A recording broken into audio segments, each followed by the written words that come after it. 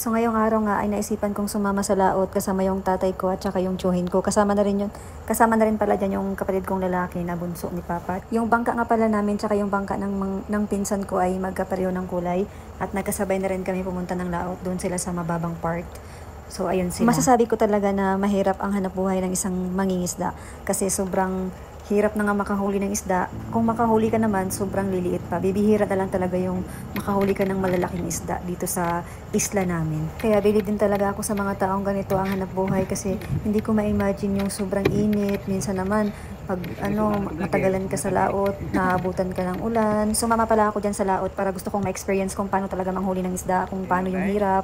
Akala ko kasi madali lang manghuli ng mga isda sa laot. Dito nga sa puntong to ay naabutan na kami ng ulan.